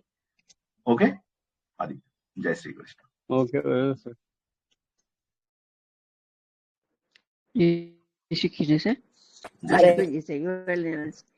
జ్ఞానేశ్వరుడు అదే చదువుతాం, క్షరం అక్షరం పురుషోత్తం కొద్దిగా అది అర్థమైంది. మీరు చెప్తే బాగా అర్థమైంది సార్, అది క్లియర్ గా. అదే మార్నింగ్ చదువుతా ఉంటే అది కొంచెం కన్ఫ్యూజన్ అనిపించింది. వాటర్ బడ్ అండ్ కొద్దిగా ఇప్పుడు మీరు చెప్తే బాగా అర్థమైంది సార్. ఇంకోటి సార్, నేను ఒక మాట చెప్పండి సార్. భక్తి గురించి మాట్లాడుతుంటాను సార్. దేవుడు మనం కొంచెం దూరం నడిస్తే దేవుడు మనం నడిపిస్తాడు అని చెప్పండి. అంటే కదా ఇవాళ కూడా మంచిగా చేస్తాడు దేవుడు మనల్ని ముందు నడిపిస్తాడు. నేను ఒక చోట చదివినాను సార్, ఒక భక్తుడు ఇద్దరు కలిసి నడుస్తూ ఉంటారంట సముద్రం దగ్గర. అయితే భక్తుడికి డౌట్ వస్తుంది, నువ్వు నడుస్తున్నావు నాతో ఎట్లా తెలుసు అంటే, వెనక తిరిగి చూడు, నీవు 2 అడుగులు నావి 2 అడుగులు అంటాడు. అంటే కొంచెం దూరం పోయినాక తనకు ఎందుకో డౌట్ వచ్చి చూస్తే 2 అడుగులు ఉంటాయంట. అయితే అడుగుతాను, ఎందుకు నువ్వు నాతో లేవా అని అడిగితే పరమాత్మ డైరెక్ట్గా అడుగుతా, నువ్వు నాతో లేవా, నువ్వు సరిగ్గా చూడు, నువ్వు అది ఉండేది నీది కాదు, నా అడుగులు, నేను ఎత్తుకొని నడుస్తున్నాను. 10 అడుగులు నడిస్తే దేవుడు మనల్ని ముందుకు నడిపిస్తాడు, అది జ్ఞాపకం వచ్చేసరి. Thank you. జై శ్రీకృష్ణ. అవును మేడం, కరెక్ట్. చాలా చక్కటి కథ జ్ఞాపకం వచ్చింది. జై శ్రీకృష్ణ.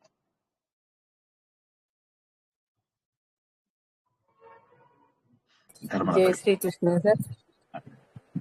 అదే పాండవుల సైడ్ వంశం అంతా నిర్వంశం కావాలన్నా సార్, ఉప పాండవులను చంపి అందరినీ మాట్లాడుతున్నాం. ఈ రోజు భగవంతుడు ఉన్నాడు, భగవంతుడు మనలోంచి వెలికి తీయాలి అని మాత్రమే తెలుసుకున్నాం. సరేనా? ఈరోజు మహాభారతం ఆ రోజు అడుగుతాము. మనకు తెలియవలసినటువంటిది ఏంటంటే, భగవంతుడు మన లోపల ఉన్నాడు. భగవంతుడు సెపరేట్ గా మనకు దూరంగా అక్కడికి మన లోపల ఉన్నాడు. ఆ మన లోపల ఉన్నటువంటి భగవంతుడిని మనం తెలుసుకోవాలంటే మనము ప్రాక్టీస్ చేయాలని నేర్చుకున్నాం.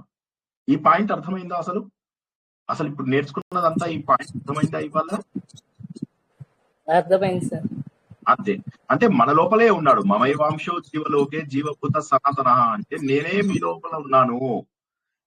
మిమ్మల్ని మీరు శుభ్రపరచుకుంటే అన్ని అర్థమవుతాయి అంటున్నాడు. అది అన్ని ప్రపంచ దేవుడి యొక్క you will be able to understand God, you will be able to understand the world, you will be able to understand everything, you will be able to open your eyes. ఎప్పుడు అంటే when you dig out the divinity with in. అది చేయగలిగినప్పుడు మాత్రమే, మనలోని దైవత్వాన్ని ఆవిష్కరించుకున్నప్పుడు మాత్రమే మనము నిజమైనటువంటి స్వరూపాన్ని మనలో చూడగలుగుతాము. బయట జరుగుతున్నటువంటి ఉదాహరణల ద్వారా భగవంతుడిని మనం తెలుసుకోలేము. జై శ్రీకృష్ణ. జై Srikrishna sir.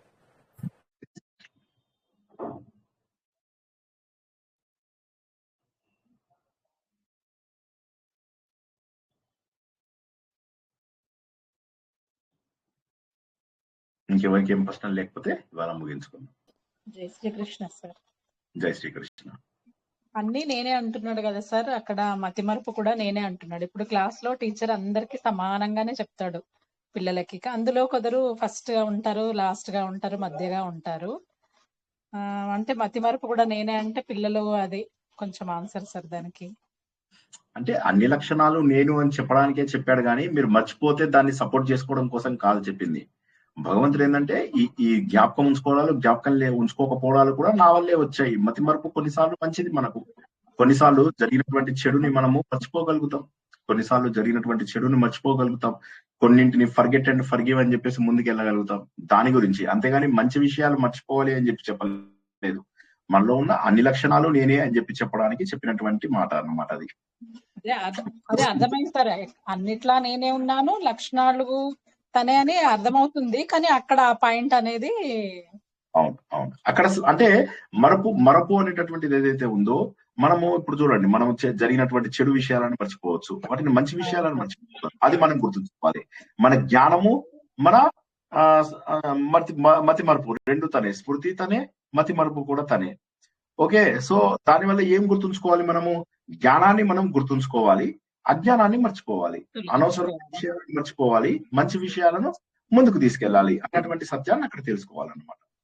Okay sir, thank you sir. ఏది ఎక్కడ ఉపయోగించాలో అలా ఉపయోగించాలి అని అర్థం. ఎందుకంటే భగవంతుడు లక్షణాలే. ఇప్పుడు మన లోపల కొత్తగా లక్షణాలేమీ లేవు. భగవంతుడు ఏం చేశాడు? మనకిచ్చినటువంటి సాత్విక, రాజసిక, తామసిక గుణాలు ఏవైతే ఉన్నాయో ఆ కాంపోజిషన్ మూడింటిని ఇచ్చేశాడు. 3 మూల పదార్థాలను ఇచ్చాడు, ముడి సరుకుని ఇచ్చాడు. ఆ ముడి సరుకుని ఎలా కలుపుకుంటాం అనేది మన ఇష్టం. ఇప్పుడు ఉదాహరణకి వంట చేయరాని వాడు ఏం చేస్తాడు? ఉప్పు, కారము, పసుపులు తనకు తోచిన కాంపోజిషన్ లో కలుపుతాడు. వంట వచ్చిన వాడు ఏం చేస్తాడు? చక్కగా కలిపి రుచికరమైనటువంటి వంట చేస్తాడు. అందుకే మీకు ఒక కేటరర్ చేసినటువంటి వస్తువు మంచిగా అనిపిస్తుంది, ఇంకో కేటరర్ చేసినటువంటి వస్తువు మంచిగా అనిపించదు. దానికి కారణం ఏమిటి అంటే, ఆ కాంపోజిషన్ సరిగా తెలిసిన వాడు చక్కటి వంటలు చేస్తాడు, కాంపోజిషన్ తెలియని వాడు మంచిగా చేయలేడు. అదే విధంగా సాత్విక, రాజసిక, తామసిక గుణాల యొక్క కాంపోజిషన్ మనకే ఇచ్చేసాడు దేవుడు. ఇచ్చేసి ఏం చేశాడు? ఈ 3 లక్షణాల మీద మళ్ళీ ఒక సెపరేట్ గా 3 అధ్యాయాలు పెట్టేశాడు. ఆల్రెడీ కొంత కలిపేశాడు. 13, 14 అధ్యాయాలలో కొంత చెప్పాడు సాత్విక, రాజసిక, తామసిక గుణాల గురించి. మళ్ళీ 16, 17, 18 అధ్యాయాలలో మళ్ళీ డీటెయిల్ గా చెప్పాడు. మన జీవితంలో జరుగుతున్నటువంటి ప్రతి మార్పు కూడాను సాత్విక, రాజసిక, తామసిక గుణాలు, ఈ 3. దీన్ని నేను ఎలా చెప్పాను మీ అందరికీ? ఉదాహరణలాగా ఒక మంట, దాన్ని సిమ్ లో పెట్టారా, మీడియం లో పెట్టారా, హైలో పెట్టారా? అవసరాన్ని బట్టి ఎక్కడ ఏది పెట్టాలో అది పెట్టాలి. పెట్టకపోతే ఏమవుతుంది? సిమ్ లో పెడితే వంట ఎప్పటికీ తయారవ్వదు. సిమ్ లో పెట్టకుండా హైలో పెట్టారు అంటే మాడిపోతుంది. మీడియం లో పెట్టారు అంటే మీరు అనుకున్నటువంటి ఫలితం రాకపోవచ్చు. కొన్నిటికి సిమ్ లో పెట్టాలి, కొన్నిటికి మీడియం లో పెట్టాలి, కొన్నిటికి హైలో పెట్టాలి. నాకు వంట రాదు, మీకు ఊరికే మీకు అర్థమవుతుందేమో అని చెప్పి చెప్తున్నా. లేదు సార్ మీకు వంట సరిగ్గా తెలియదు అంటే దట్ ఈస్ ఓకే.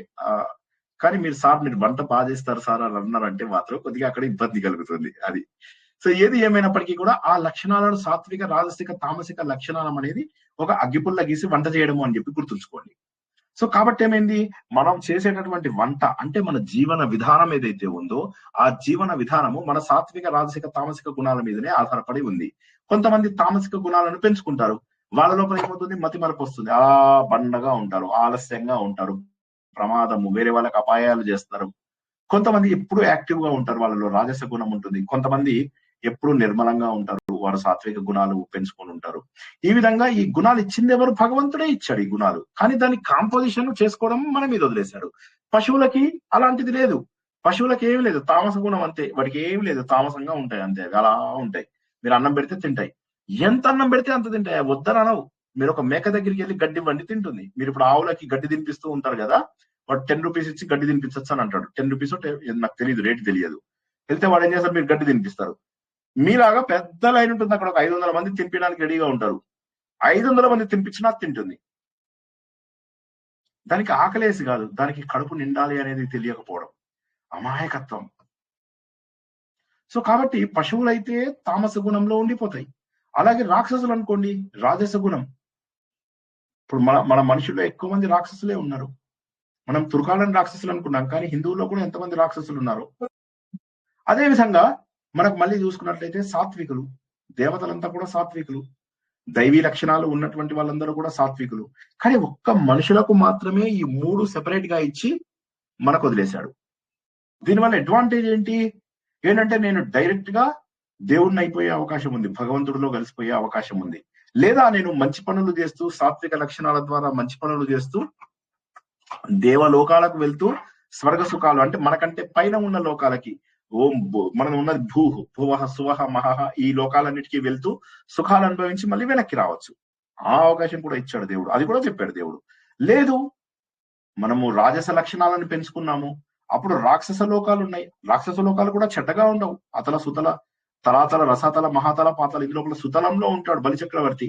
సో అక్కడికి కూడా వెళ్ళి మనం కొన్ని సుఖాలు అనుభవించి రావచ్చు. రాజసం ఎవరైతే ఉంటారో, పూజలు వేరే వాళ్ళ కోసం చెప్పడము, గొప్ప అలంకరణలు చేయడము, గొప్పగా పూజలు, వ్రతాలు, శాంతులు, నోములు చేయ, వాళ్ళందరూ రాక్షసులుగా పుడతారు వచ్చే జన్మ లోపల. మంచిగా వెళ్తారు, అతల సుతల రసాతల మహాతల పాతాళాలకు వెళ్తారు వీళ్ళందరూ. లేదు కొంతమంది బాధకంగా ఉంటారు, అలా కూర్చుంటారు అంతే, తిండము టీవీ దుడ్డము, ఏ పనికి రారు. అటువంటి వాళ్ళు ఉంటారు, వాళ్ళు పశువులుగా పుడతారు. సో కాబట్టి భగవంతుడే చెప్పాడు ఇవన్నీ, ఎక్కడా కూడా మన పైత్యం లేదు ఇందు లోపల. భగవంతుడే చెప్పాడు ఇవన్నీ కూడా, ఏ లోకాల్లో ఉంచుతాను, ఎక్కడెక్కడ ఉంటారు, వాళ్ళ లక్షణాలు ఏంటి. మళ్ళీ 16, 17, 18లో మళ్ళీ డీటెయిల్ గా ఎక్స్ప్లెయిన్ చేశాడు. పూజ అంటే ఏంటి, శ్రద్ధ అంటే ఏంటి, ధృతి అంటే ఏంటి, ప్రతి ఒక్క లక్షణాన్ని ఒక 20-30 ఉదాహరణలు ఇచ్చేశాడు ఆయన. సో అపెండిక్స్ చాప్టర్స్ లోకి వెళ్లే ముందు 15వ చాప్టర్ వరకు మనం ఏం తెలుసుకోవాలి? నేను దేవుడిని ఇలా గుచ్చి అడుగుదాము, దేవుడు అలా ఎందుకు తప్పు చేశాడు, దేవుడు ఇలా ఎందుకు తప్పు చేశాడు అంటే మన లోపల ఎదుగుదల లేదు. మనలో ఉన్న దైవత్వాన్ని ఆవిష్కరించుకోవడమే దైవత్వము. మనం తెలుసుకుంటున్నవన్నీ కూడా ఉదాహరణలు మాత్రమే. ఆ ఉదాహరణలను మనం చెడ్డగా తీసుకుందామా? ఆ ఉదాహరణల ద్వారా జీవితంలో మనము పాఠములు నేర్చుకుందామా? మన జీవితంలో పాఠములు నేర్చుకోవడం కోసమే ఈ పురాణాలలో గాని, రామాయణ మహాభారత మహాకావ్యాలలో గాని కథలు ఉన్నాయి. వాటి నుంచి మనము లెసన్స్ నేర్చుకోవడానికి. కానీ అందులో ఉన్న చెడు చూసి ఇంద్రుడు తప్పు చేయగలిగింది, నేనెందుకు తప్పు చేయకూడదు అని చెప్పి మీరు కూడా అమ్మాయిల వెనకాల వెళ్తానంటే ఎట్లాగా? ఇంద్రుడు పెద్ద సీటు మీద కూర్చున్నాడు, కింద ఇంద్రియాలను అనుగదొక్కున్నటువంటి జనాలందరూ కూడా అప్సరసల డాన్సులు చూస్తున్నారు. చిచిచి ఇదేం లోకం సార్ అంటే ఎట్లాగా? లేదా మన సినిమాల లోపల యమధర్మరాజు నేను అని చెప్పి జోకర్ లాగా చూపిస్తే సరదాగా ఏదో సినిమా లాగా చూసుకుని వదిలేస్తే అయిపోతుంది. కానీ అలాగే ఉంటారు అనుకుంటారు జనాలు. ఫన్ వరకు ఓకే, కానీ ఫన్ ని ట్రూత్ అనుకునే వాళ్ళ దగ్గర ప్రాబ్లం వస్తుంది మనకు. కథలను ఎంత దారుణంగా చేశారు. దక్ష యజ్ఞంలో ఆమె అంటుందన్నమాట, విష్ణుమూర్తి భార్య, ఏమయ్యా మేమంటే పెళ్ళైన వాళ్ళం, మాకు ఇళ్లలో పనులుంటాయి, నీకేముంది, పెళ్లి లేదు ఏం లేదు, భార్య లేదు ఏం లేదు, కూర్చొని అక్కడ ఉండు, కాసేపు ఎక్కువసేపు ఉండు, మాకు ఇంట్లో డ్యూటీస్ ఉన్నాయి. ఇంటికి వెళ్ళి ఇప్పుడు ఆవిడ ఊడవాలి, లక్ష్మీదేవి వెళ్ళి ఇప్పుడు ఆ పాల సముద్రం దగ్గర ఊడవాలి. సో సినిమాల్లోనే ఇలా చెప్పి దేవుళ్ళని మనుషుల స్థాయికి దింపుతుంటే ఎదుగుదల ఎక్కడి నుంచి వస్తుంది? బాబు దేవుడు ఏమంటున్నాడు, బాబు నువ్వు దేవతల స్థాయికి ఎదుగు అంటున్నాడు. కానీ మన సినిమాలు, మన చుట్టుపక్కల ఉన్నటువంటి మనుషులు ఏం చేస్తున్నారు? దేవుళ్ళని మన స్థాయికి గుంజుకొస్తున్నారు. మనకేమన్నాడు? దేవుడికి గుణాతీతుడు, గుణములు లేవు అని అన్నాడు. మనం ఏం చేసాము? ఆ గుణములు లేనటువంటి దేవుళ్లకు కామ, క్రోధ, లోభ, మోహ, మద, మాత్సర్యాలు దేవుళ్ళకు అప్పచెప్తున్నాం. ఇదెక్కడి న్యాయం? ఇదెక్కడి ధర్మం? దేవుళ్ళ లోపల ఈ కామ, క్రోధ, లోభ, మోహ, మద, మాత్సర్యాలు ఉంటాయా? దేవుళ్ళు గుణాతీతులు అన్నప్పుడు శివుడికి కోపం వచ్చింది, విష్ణువు కోపం వచ్చింది, విష్ణువు శాపం ఇచ్చాడు, శివుడు శాపం ఇచ్చాడు. అవి కథల రూపంలో అర్థం చేసుకుని వాటి వెనక తత్వాన్ని తెలుసుకోవాలి. అందుకే కథలు తక్కువ భాగంలో ఉండి తత్వం ఎక్కువ భాగంలో ఉంటుంది. ప్రతి గ్రంథంలో కూడా కథ చదువుతూ కథలో ఉన్న అర్థాన్ని తెలుసుకుని తత్వాన్ని ఎలాబరేటెడ్ గా చదువుకోవాలి. చదువుకుని ఓకే, భగవంతుడు నన్ను మంచి మనిషిగా మారమన్నాడు, నా లోపల ఆత్మస్వరూపాన్ని తెలుసుకోమన్నాడు, దానికి కావలసినటువంటి సాధనను నేను చేస్తాను, అని ఆలోచిస్తామా? లేకపోతే దేవుడిలో ఇలా ఉంది, వీడు ఇలా చేశాడు, వాడు అలా చేశాడు, నా కర్మ ఎందుకు దేవుడు ఇలా కలిసాడు? ఎవరి కర్మకి ఎవడు బాధ్యుడు కాదు. మీరు కొంతమందికి మంచి జరగాలని అనుకోండి, జరగకపోవచ్చు. కొంతమందికి చెడు జరగాలనుకోండి, జరగదు. ఒకరికి మంచి చెడు అనుకున్నంత వల్ల జరగదు. వాడికి జరిగేది ఉంటే జరుగుతుంది. నేను మీకు చెప్పాను, ప్రమోద్ మహాజన్ అని చెప్పేసి ఆయన ఒక టైంలో అద్వానీ గారు వాజ్పేయి గారికి దగ్గరగా ఉండేవారు. ఆయన ఆ రోజుల్లో మాట్లాడితే అన్ని టీవీ ఛానల్స్ లో ఈ రోజు ప్రమోద్ మహాజన్ గారు ఇలాంటివన్నీ చెప్పారు అని చెప్పేసి వచ్చేది. అటువంటి ప్రమోద్ మహాజన్ గారు తర్వాత ఇక ఈయననే ప్రైమ్ మినిస్టర్ అన్న టైప్ లోపల తీసుకొచ్చారు. అప్పటికి మోడీ గారిది, చంద్రబాబు నాయుడు గారిది పెద్ద సీన్ లేదు. ఆ టైం లోపల ఆయన తమ్ముడే ఆయనను ఊరికే టైంపాస్ కాక కాల్చి చంపేశాడు. ఏదో చిన్న తేడాలో చంపేశాడు. జీవితం ఎంత అశాశ్వతం. సుష్మా స్వరాజ్ ఎన్ని రకాల సేవలు చేసింది. ఆవిడ ఇప్పుడు మనలో ఉందా? మనతోటి ఉందా? మనోహర్ పారికర్ ఆయన మహానుభావుడు, ఆయన ఏమైంది? సో నేనేమంటున్నానంటే జీవితం అశాశ్వతము. ఇంతమంది మన చుట్టుపక్కల చనిపోతున్నా కూడా మనం శాశ్వతంగా బతుకుతాం అనుకుంటున్నారు. ఎలాగా మనం శాశ్వతంగా బతుకుతాము? ఎవరికేమన్నా కానీ మనం ఈ పూజలు చేద్దాం, వ్రతాలు చేద్దాం, దేవుణ్ణి అర్థం చేసుకోము. దేవుణ్ణి అర్థం చేసుకోవడానికి మాత్రం ముందుకు రాము. టైం అయిపోయింది, మనకు 10 o'clock అయింది, మూసేయాలి. 9 o'clock అయింది, కథ సగం విందాం, సగం పడుకుందాం. మారాలి, మారాలి, మారాలి, మారాలి, మారాలి. మారనప్పుడు ఎన్ని జన్మలైనా ఇలా ఎత్తుతూ ఈ జన్మ అదృష్టం బాగుంది, కానీ అక్కడ ప్రతిరోజు ఆహారం దొరకకుండా ఏ క్షణంలో చనిపోతామో తెలియకుండా మనం నిన్న అనుకున్నాం, చూసాం కదా. ఎంతమంది వాడు ఏమంటాడు, డిగ్రీల మూటలు మూపున కట్టుకు ఆఫీసుల చుట్టూ తెగ తిరిగే నిరుద్యోగులు, నిర్భాగ్యులు ఉన్నారని తెలుసా, మనలో ఉన్నారని తెలుసా. సో మన లోపల ఎంతమంది దౌర్భాగ్యులు, ఎంతమంది పూట గడవని వాళ్ళు ఉన్నారో తెలుసా. ఈ రోజు మనము కుంభాలు తినేసేసి వీటి కోసం అని చెప్పేసేసి ఇంత ప్రయత్నం చేస్తున్నాం. ఆహారము దొరకని వాళ్ళు ఎంతమంది ఉన్నారో తెలుసా. ప్రపంచంలో ప్రతిరోజు 15 బిలియన్ మందికి సరిపడా ఆహారం తయారు చేస్తున్నారు, కానీ ప్రతిరోజు 2 బిలియన్ మంది ఆహారం లేకుండా పడుకుంటున్నారు. 2-3 బిలియన్ మందికి ఆహారం దొరకడం లేదు. అందులోపల ఎన్నో కష్టాలు పడుతూ జీవితంలో మంచి దేశంలో పుట్టక, మంచి పరిస్థితులలో పుట్టక, ఆహారం లేక, విద్య లేక, చదువు లేక, ఏమీ లేక ఇలా ఘోరంగా ఉన్న వాళ్ళు ఎంతో మంది. ఇళ్లలో సెల్ ఫోన్లు పెట్టుకుని, ఇంటర్నెట్ పెట్టుకొని, అన్ని చోట్లకు తిరిగి మనవళ్ళు, మనవరాళ్ళు, కొడుకులు, కూతుర్లు, చదువు, బేసిక్ ఎడ్యుకేషన్, బేసిక్ ఇల్లు, తినడానికి తిండి, రోటీ కపడా మకాన్ ఉండి 10 మందితో మాట్లాడగలిగి ఒక సెల్ ఫోన్ ఉంది అంటే మీరు ప్రపంచంలో టాప్ 1% అదృష్టవంతులు. రేపు గనక నిజంగా దేవుడి దగ్గరికి వెళ్తే, దేవుడా నా బతికి ఎందుకు ఇలా చేశావు అంటే ఆయన ఊరుకోడు. ఆ చెంప ఈ చెంప వాయిస్తాడు. టాప్ 1% లో నిన్ను పెట్టాను, అయినా కూడా నువ్వు ఇంకా కూడా సత్యాన్ని గుర్తించకుండా కోరికల కోసం నన్ను ప్రార్థిస్తున్నావా? చూడు అక్కడ 99% ఆఫ్ ద పీపుల్ ఎలా ఉన్నారో చూడు. కాబట్టి మనకిచ్చిన దాన్ని అజగర న్యాయం. ఎందుకంటే మనకు సమగ్రమైనటువంటి ఆలోచన లేదు. మనకి ఇప్పుడు కూడా ఏమనుకుంటున్నాం, మన కష్టమే పెద్ద కష్టం, నాకు ఎందుకు ఈ కష్టాలు ఇచ్చాడో దేవుడు తెలియదు వదిలా, పిచ్చి ఏడుపులు. ముందు వాటి నుంచి బయటపడాలి. అమాయకత్వం నుంచి, మూఢనమ్మకాల నుంచి, మూఢత్వం నుంచి, జనాలపైన చాడీలు చెప్పడం దగ్గర నుంచి, ఇవన్నిటి నుంచి బయటపడాలి. నాకేదో చాలా బిజీగా ఉంది, టైం అయిపోయింది, అబ్బో వీళ్ళకి పిచ్చి, వీళ్ళు ఎంత బిజీ, బాబోయ్ వీళ్ళు ఎంత బిజీనో. వీటి నుంచి బయటపడాలి. దొరికిన ఒక్క జన్మ. రేపు పొద్దున నువ్వు ఉంటావో లేదో తెలియదు, నేనుంటానో లేదో తెలియదు. 5 ఏళ్ల తర్వాత మీకు తెలిసి, సత్యం తెలిసి మా సార్ను కలుద్దామని వస్తే నేను ఉండకపోవచ్చు,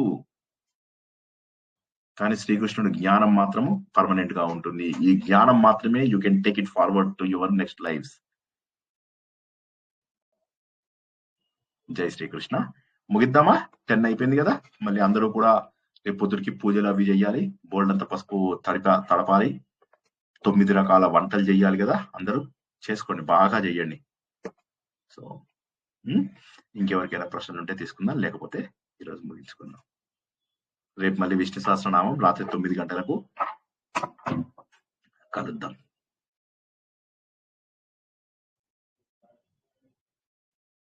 30 seconds లో ఎవరికి ఏం ప్రశ్నలు లేకపోతే ఈ రోజు ప్రవచనం ముగించుకుందాం.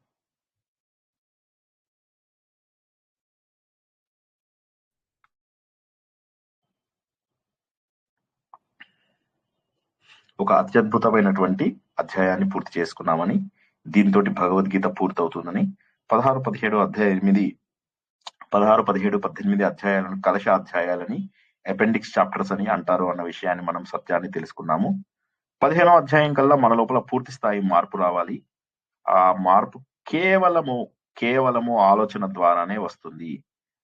పిచ్చి కర్మకాండల వల్ల కాదు, కేవలం ఆలోచన ద్వారా. కర్మకాండలు చేసినా సరే దాంట్లో ఉన్న తత్వాన్ని తెలుసుకుని చేయాలి. అలా చేయకుండా ఎన్ని చేసినా కూడా వృధానే. వాటిలో ఉన్న తత్వాన్ని తెలుసుకుని ఆలోచన ద్వారా భగవంతుడికి దగ్గరవుతూ కొన్ని రోజులకు మనమే భగవంతుడిగా మారుతూ అహం బ్రహ్మాస్మి, తత్వమసి, అయమాత్మ బ్రహ్మ, ప్రజ్ఞానం బ్రహ్మ, సర్వం కల్విదం బ్రహ్మ, బ్రహ్మ సత్యం జగత్మిథ్య, జీవో బ్రహ్మైవ నాపర, పిపీలికాది బ్రహ్మ పర్యంతం ఉన్నదంతా బ్రహ్మ పదార్థమే. ఇలా ఎన్ని వాక్యాలలో చూసినా కూడా పరబ్రహ్మ మనందరిలో ఉన్నాడు అన్నటువంటి విషయం తెలుస్తుంది. పరబ్రహ్మకున్న స్వరూపం మనలో ఉందని తెలుస్తుంది.